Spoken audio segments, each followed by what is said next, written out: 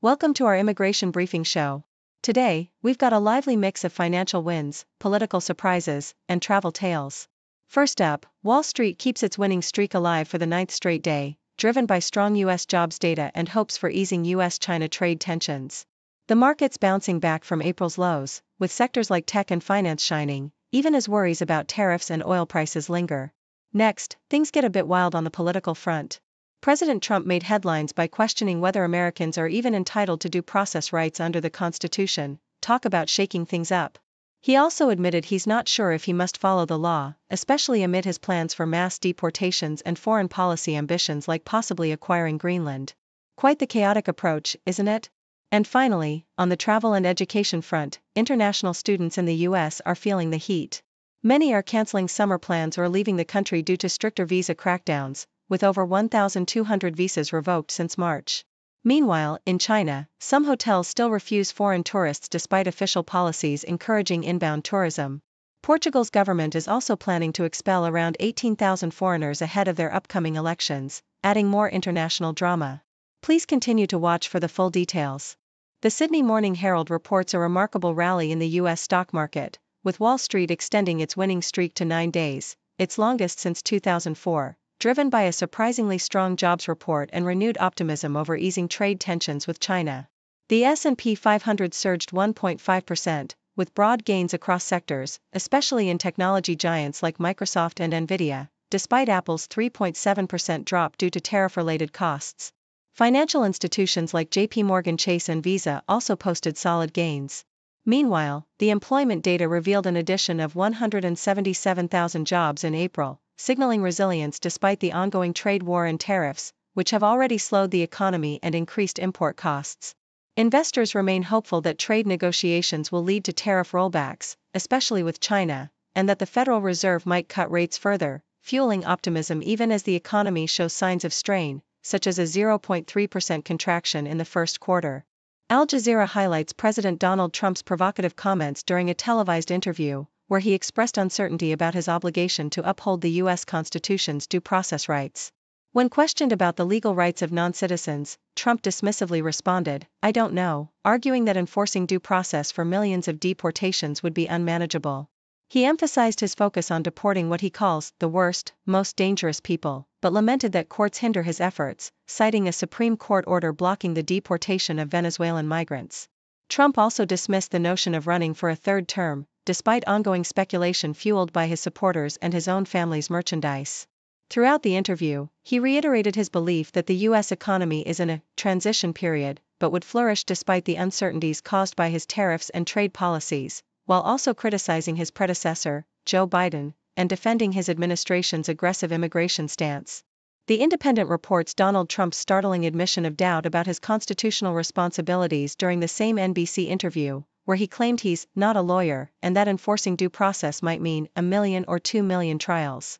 When pressed about his obligation to uphold the Constitution, Trump pivoted to justify his immigration policies, asserting that courts are obstructing his efforts to deport dangerous individuals. He also dismissed the possibility of seeking a third presidential term, despite ongoing speculation and merchandise suggesting otherwise, insisting he's focused on a 4-year term and believes running again would be illegal. Throughout the interview, Trump criticized the current economic climate, blaming Joe Biden for economic downturns while claiming that his tariffs have spurred significant U.S. investment and manufacturing relocations. He refused to rule out military action against Greenland or Canada, citing national security concerns, and reiterated his desire to maintain tariffs, asserting they are attracting foreign investment and boosting the U.S. economy, claims that contrast sharply with economists' warnings of a looming recession and economic instability.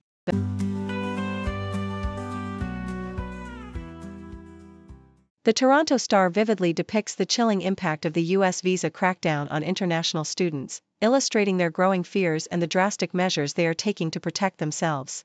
For instance, an international PhD student from UC San Diego, once eager to visit Hawaii, now fears traveling even within the U.S. after witnessing peers being stripped of their legal status.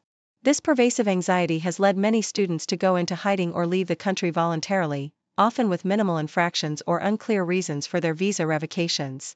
The situation has become so precarious that universities like UC Berkeley are advising students to postpone travel, highlighting the widespread uncertainty and the expanding scope of policies that now threaten students' ability to study and travel freely.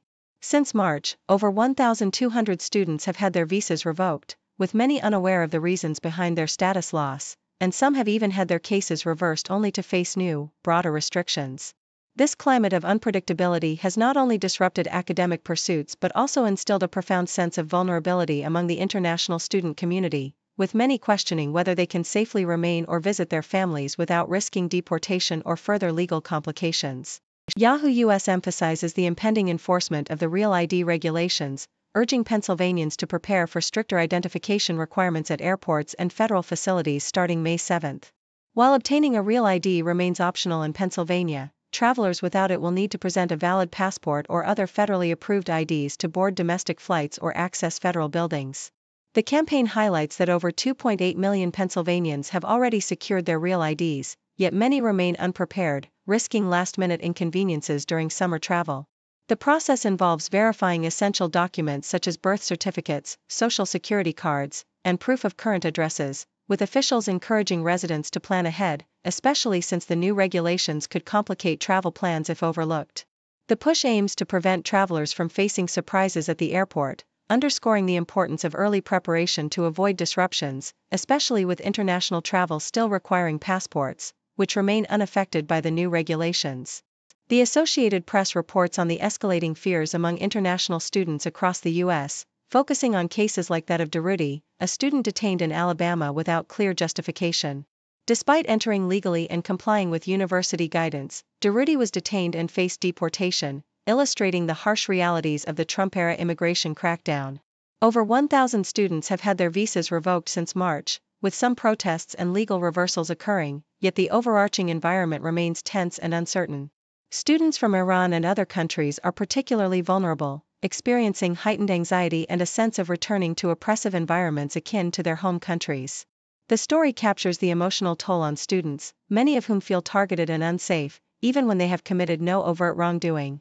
The fear permeates their daily lives, turning once vibrant academic communities into spaces of silence and caution, as students grapple with the possibility of deportation and the loss of their dreams of studying in the U.S., reflecting a broader climate of insecurity and political repression that continues to threaten their futures.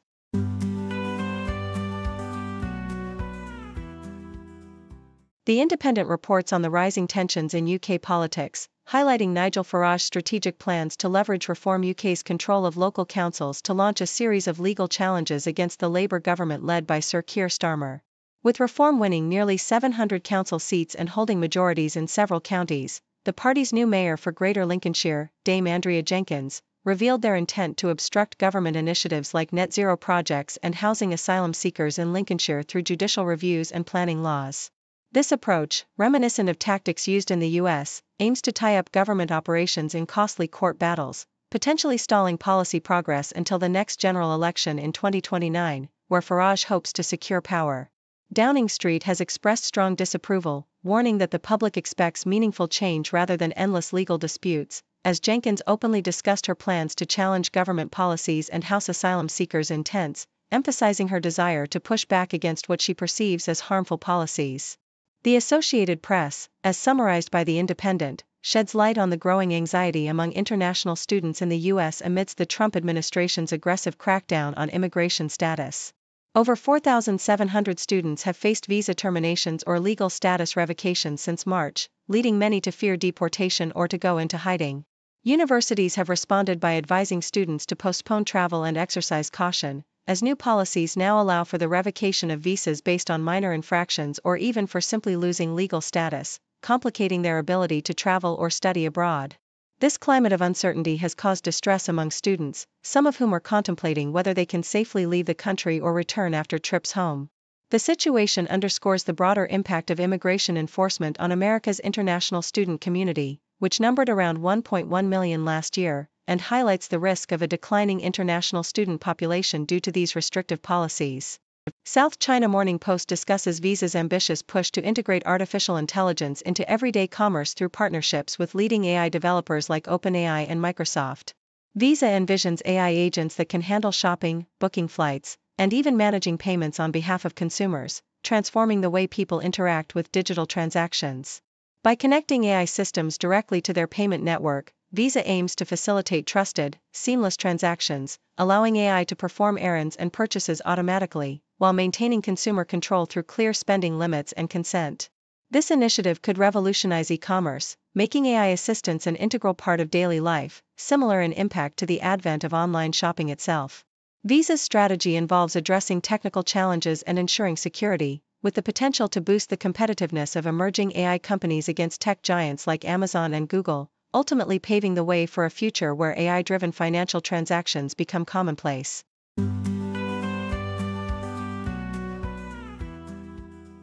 The Australian Broadcasting Corporation vividly illustrates the ongoing challenges faced by foreign tourists in China, despite official policies aimed at welcoming international visitors.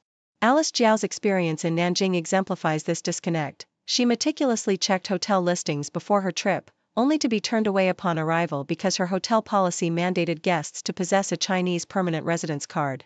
This incident underscores the inconsistency between national directives, intended to boost tourism, and local hotel practices, especially among small, budget establishments that often cling to outdated regulations or lack awareness of recent policy relaxations. Many travelers have shared similar frustrations on social media, highlighting the confusion caused by conflicting information across different booking platforms, such as Meituan and Booking.com. The root of the problem lies in the ambiguous enforcement of policies and the hotel's limited understanding of legal requirements, compounded by language barriers and outdated registration systems, which hinder foreign guests from being accommodated smoothly. The Toronto Star sheds light on Portugal's controversial approach to managing its foreign population amid a tense political climate. As Portugal prepares for an early general election, its caretaker government announced plans to expel approximately 18,000 foreigners living without proper authorization, starting with voluntary departures of around 4,500 individuals.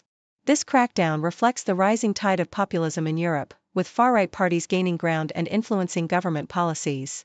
The move to expel undocumented migrants underscores a broader trend of tightening immigration controls, often fueled by political instability and nationalistic sentiments.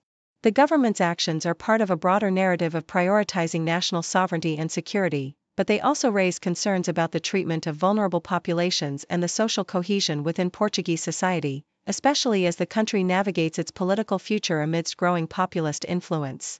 Meanwhile, the Lubbock Avalanche Journal offers practical guidance for voters in Texas, emphasizing the importance of understanding local election procedures.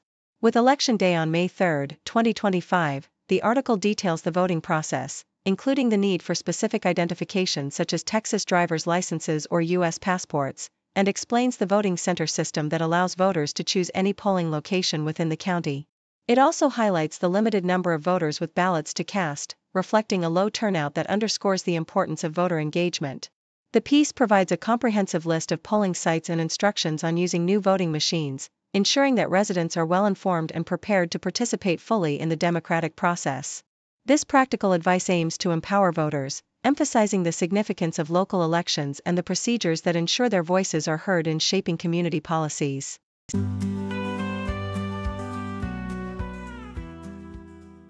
Thank you for tuning in. The content above showcases the latest briefing reports and analytical synopses, thoughtfully curated by the 6Do team. These insights stem from a wide array of reputable media outlets, think tanks, government sources, and specialized experts worldwide. We encourage you to explore these sources for a comprehensive perspective. Keep in mind that while the content may not always align with the official standpoint of 6Do Brief, it's not meant to be taken as absolute directives for decision-making. Comprising seasoned media professionals, learned scholars, and accomplished scientists, the 6Do team embodies a trailblazing, fully independent media entity. To customize 6Do Brief to meet your professional needs, you have the option to subscribe to a diverse array of briefings on our website, 6dobrief.com. Regardless of your location, you can conveniently receive 6Do Brief via email.